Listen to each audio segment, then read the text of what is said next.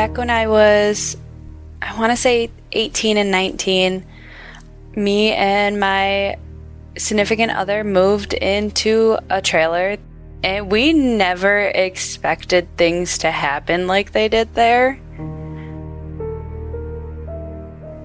We were young, we were night shift workers. Everything was, our schedule was, we're always up at night, sleep throughout the day. We always had friends over, and even with them being there, things would still happen. The first event I noticed is when nobody else was there except me and my significant other. We were laying down to go to sleep.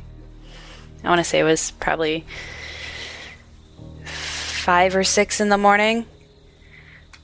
We were laying in bed and he had fallen asleep.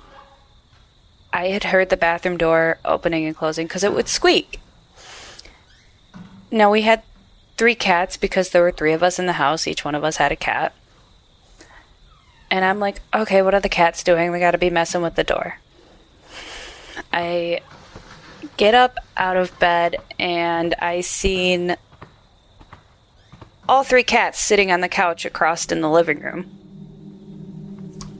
And I was like, okay, maybe I imagined it. I go lay back down and the dryer turned itself on. I turned it off. I tried to ignore it and just chalk it up as something just out of my imagination. Don't know why, but I did.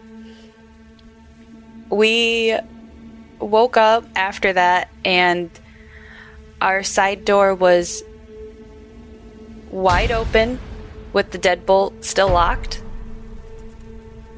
and no one else was there. At the time, it was me, my significant other, and his brother living there. His brother was at a friend's house, and we had no idea how that happened, and we let it go because it never happened again.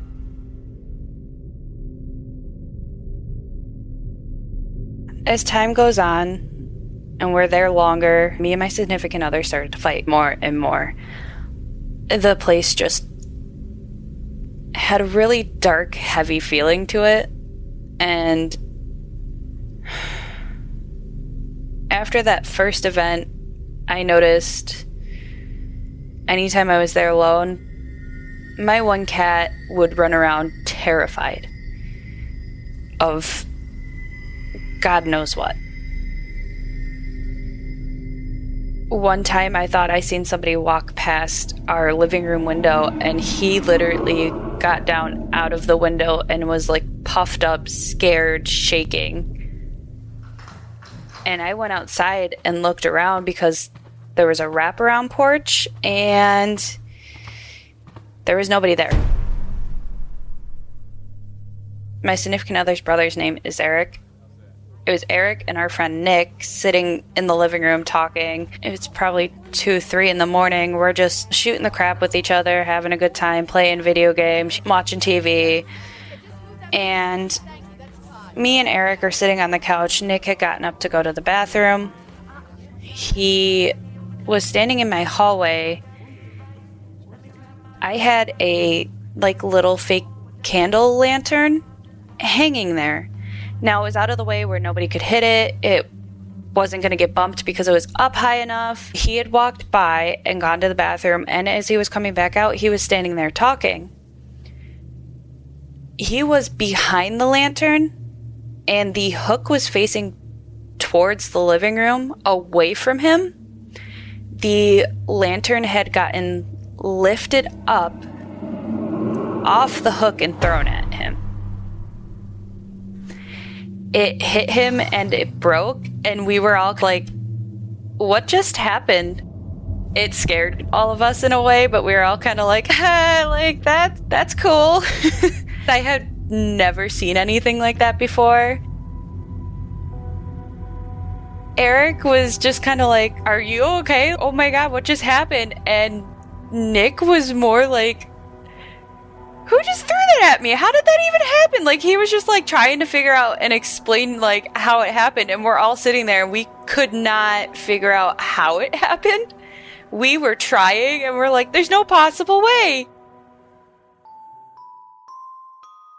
Shortly after that, me and my friend Pacey were messing around on our phones thinking the spirit box apps were fake and there wasn't anything to them, because we just took it as a joke. Me and my friends watched the normal like YouTube paranormal investigations just like here and there, and we were watching, I think it was Steve Huff, and I had the app open for one of the spirit boxes and it said Steve, and our internet completely cut out.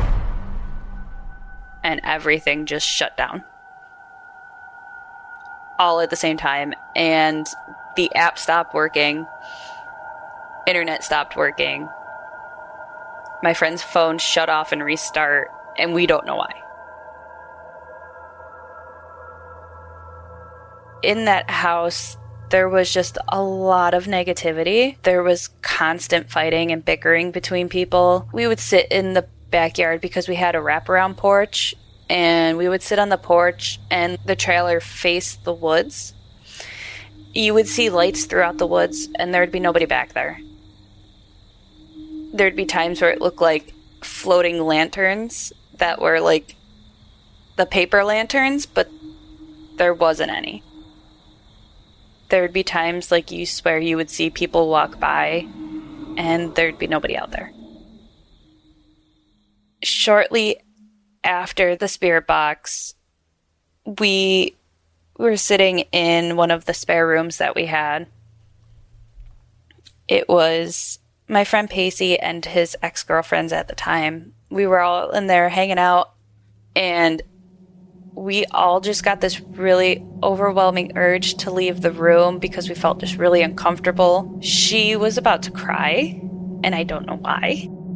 He told me that he ended up seeing a older looking woman with really dark long hair.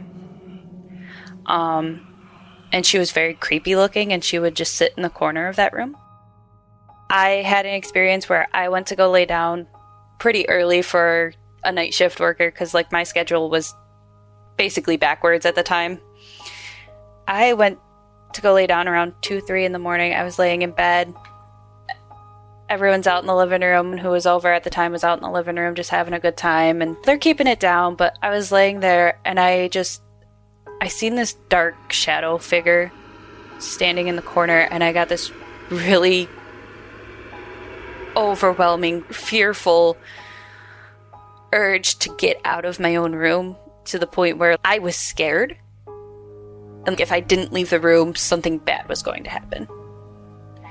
So I got up out of bed and acted, oh yeah, I was tired, but now I'm not. I'm just going to come hang out.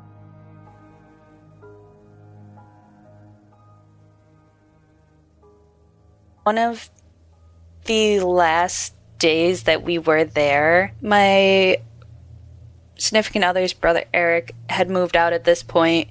It was just me and Jimmy. I was there cleaning alone, trying to just finish up doing things for moving, and I walked out into the kitchen and like I had a pile of like a couple cans on the counter because we recycled everything, and I watched one slide straight across the counter. I looked at it and went, no, and walked into my bedroom and sat there until he came back from work. I was like, I'm not doing this tonight. I don't want to do this anymore. Because it was just so many little things that had added up. I was just like, I can't, I'm done. Since moving out of there, we don't fight like we did there. It was so unhappy there. We moved out immediately. Our relationship got 10 times better and stronger. We don't fight like we did there. We don't argue. We don't, nothing. Like, it completely changed. After moving out of there, we moved into a different apartment.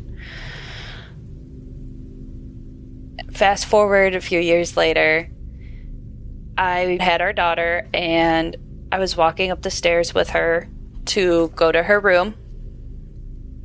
At the top of the stairs, if you immediately turn your head to the left, was her room. There's a rocking chair where you could see it direct line with the door. The older lady with the dark long hair was sitting in that rocking chair. It terrified me because I'm like, oh my God, it followed me. I have since found out she's followed me because I was the first person to not be nasty to her. She's not negative or anything in any way. She's actually just hangs out, just watches. I've had multiple people tell me about her. I've had people who I don't even know come up and be like, you have an attachment. And I'm like, yes, I know. I recently found out that she prefers to be called Mary. And she watches over me and watches over my daughter because my daughter reminds her of her own when she was alive. After moving out of that house, I did do some research and found out that there were 3 people who did pass away there. 2 were heart attacks and 1 was a suicide. And that was about all the information I could find about exactly what happened in that house. There was not much else. I couldn't find much on the land or anything like that.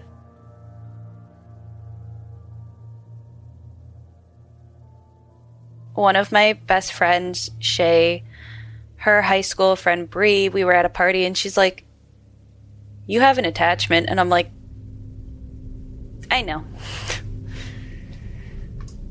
Seeing her does scare me, and as of talking to Bree, apparently she finds it funny because I'm an easy target, as she puts it, just to mess with me. But since finding that out, I'm like, okay, that's enough.